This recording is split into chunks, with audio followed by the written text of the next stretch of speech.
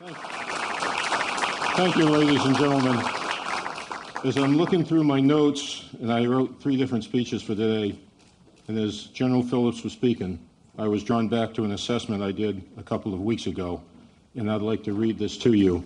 When Herr Kobler, Frau Kobler, U.S. State Department claimed that the Iraqi Hezbollah had done the attack. Instead, as we pointed out, it was the Quds Force backed up by Sadiq and backed up by Maliki's force. Militias do not drive around Iraq with scores of rockets, and they lack the skill to perform an attack of this precision.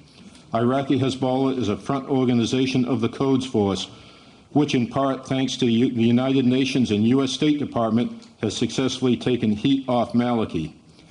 Iraqi Hezbollah has already made 2 public pledges, one of never-ending loyalty to Ayatollah Khamenei and the other to do whatever is necessary to keep Iraqi Prime Minister Nouri al-Maliki in power. It is no coincidence these commitments are also embraced by Maliki. UN Ambassador Herr Kobler, German Ambassador Frau Kobler, and U.S. State Department have all expressed confidence in Iraqi investigation of the attack.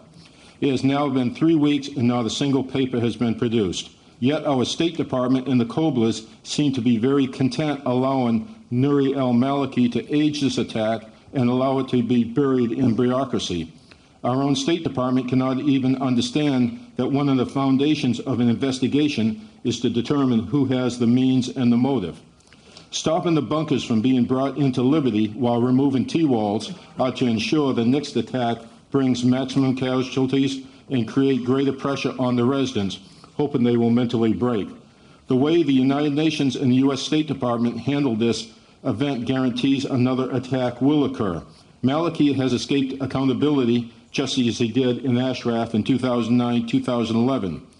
He has escaped accountability of crushing demonstrations of Iraqi people.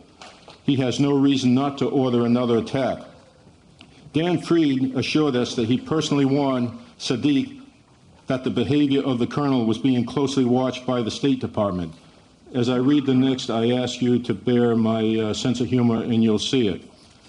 It is good that Dan Fried cast deep fear into the heart of Colonel Sadiq. Who can imagine what horror and torment would be cast upon the residents now if Sadiq did not have the image of Dan Fried and the U.S. State Department keeping him awake at night?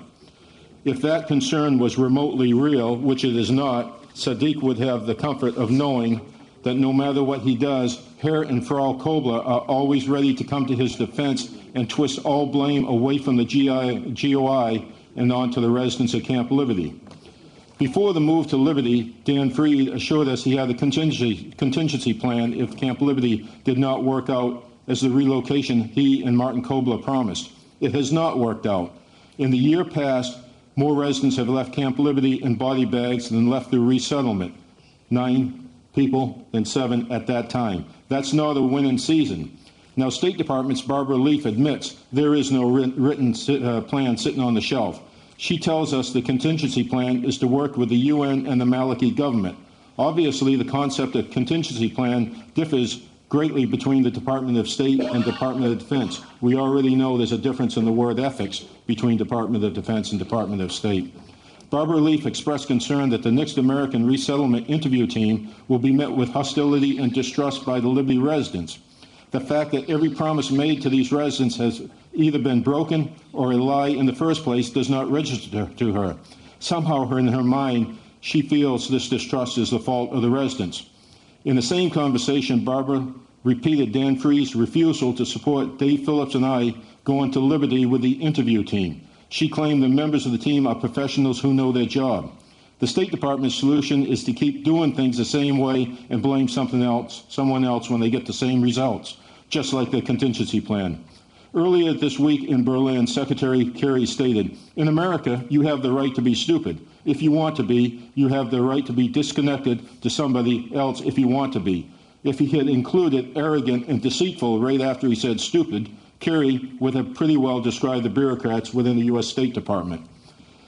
In all honesty, the United States has not had a long-term, successful, humane foreign policy towards Iran since George Marshall was Secretary of State. Meanwhile, 3,200 people who trusted us are in greater danger than ever before being slaughtered.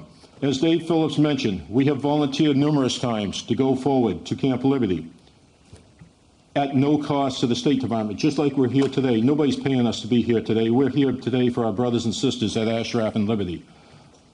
Also, when the position of the security officer became known, posted at the United Nations, even though my wife and I had been away from each other for the better part of 9 years through all my deployments, I went ahead and put in for that position to be the Camp Liberty security officer for the United Nations. Here is my rejection notice. Even though I blocked al-Qaeda from killing Sistani, blocked Muqtada from stealing 1,000 units of Cobalt-60, and the list goes on, somehow UN don't think I'm quite qualified to go to Camp Liberty. The reason is because I would be writing reports like this and the force protection assessment I recently did. Dave Phillips and I would not be putting up with this kind of bullshit as previously expressed. Ladies and gentlemen, I thank you.